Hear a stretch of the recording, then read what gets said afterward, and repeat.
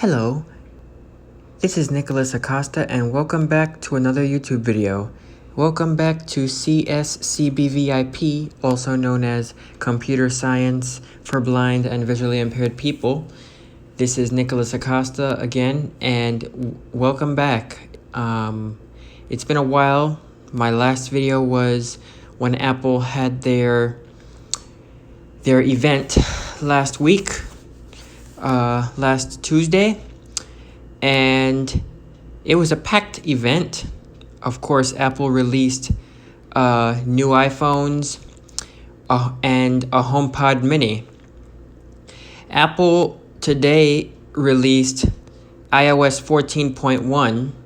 It was released last week as a GM or Gold Master for all Apple developers and registered Apple developers, and I thought it was gonna be released after the event last Tuesday, but they waited exactly a week later, to release the update today. Now, before updating my iPhone XS Max, I had 15.1 gigabytes, and after updating, I had 13.72 gigabytes. This update came in at just a little over 500 megabytes, and it did not take long to download from Apple's servers and install onto the device. I don't know why it took up storage, but my device was getting full of apps, and it's been a few weeks now that I've been using Apple's offload feature, which will basically, if you don't use apps for a certain period of time, your data will still be saved, but the app will be removed from the device, and then you'll have a special icon that looks like a cloud, and all you'll have to do is tap on that icon or double tap if you're a voiceover user. You'll get a warning saying that the app is not installed, and you will need to wait until it finishes installing from the cloud. And what's cool about the offload feature is that your apps, even though the icon is still there, the cloud icon, your data is still it gets saved. So this can reduce the amount of memory. This could increase the amount of memory that you have on your device when the offload feature is on, and this is pretty useful. All you do is go into settings, general storage, and you'll see that the offload feature is off by default, but you can enable it. So I went in, I enabled it, and I've had it enabled now for a few weeks, and I like the way that works. Apple did a wonderful job there, and offloading just means that your data is still saved, but the application gets removed along with its icon. You just get a special cloud icon that's associated with that particular app, and all your data gets saved into the cloud, and your app, you'll always be running the latest version of that app if an update is available. So you don't have to worry about updating offloaded apps. And so with that being said, I don't know, maybe the update just took up a lot of storage. I don't know. Usually I get more, but from this update I didn't get more. It went down a bit. But I'm not worried about it.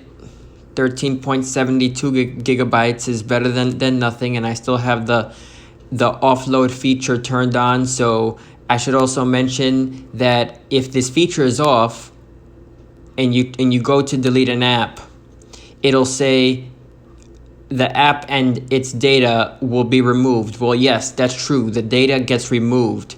But I seriously recommend, if you don't want to delete an app, but you want to save space, to enable the offload feature, which again will remove the app after a few days of if it's inactive and you haven't opened it up in the last couple of weeks, few weeks, whatever, it'll uninstall automatically, but your data will be safe.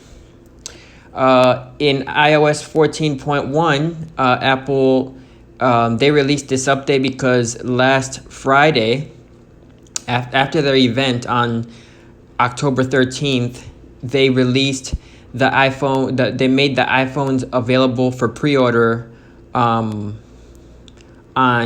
October 16th. That was on Friday, this past Friday.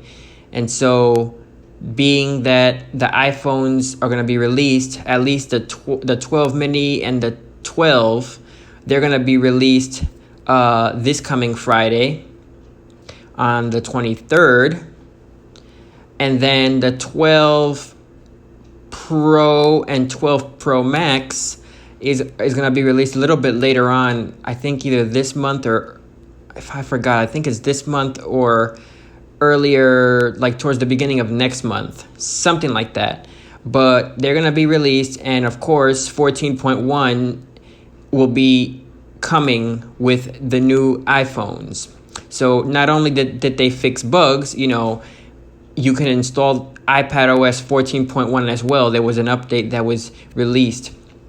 So you might want to install iPadOS 14.1, because that's what they said, that is a bunch of bug fixes. And also remember that 14.2, for those of you that don't know, a lot of you probably know, but 14.2 has been in beta, so it's still pre-released software, but they're working on new features for 14.2 and other bug fixes as well. But 14.1 was just released today, and the main reason why it was released is to support the new iPhones, the 12 mini, the 12, the 12 Pro, and the 12 Pro Max. 4 models were introduced. I was gonna talk about some of the features in this video that Apple introduced in their new iPhones, but I think I'm going to be doing a separate video on that. This video was done so that I can update all of you on the release of iOS and iPadOS 14.1. So the new iPhones are supported, and also this is a bug fix release. Improvements to performance and stability, and also there might be some hidden but important security updates. Apple never really highlights these updates in their notes, in their release notes, but there is a link that you can visit that Apple places in their release notes. It says something like, for the security content of this update, please visit, and then they provide you with a link and you can see the detailed security fixes. So you can click that and see what's new in the security content of iOS 14.1. But Apple usually, either they fix minor security issues, sometimes they don't, sometimes they highlight them, sometimes they leave it alone. But whatever, 14.1 is running nicely on this iPhone. And yeah, that's pretty much it, guys. So I hope all of you are doing well. And if you haven't subscribed and you're new to this channel, welcome. Please hit that subscribe button. Click on the notification bell. Select all so that you will be up to date whenever I release a new video. If you liked this video, hit that like button, and also comment on this video in the comment section below. Thank you, and enjoy the rest of your day.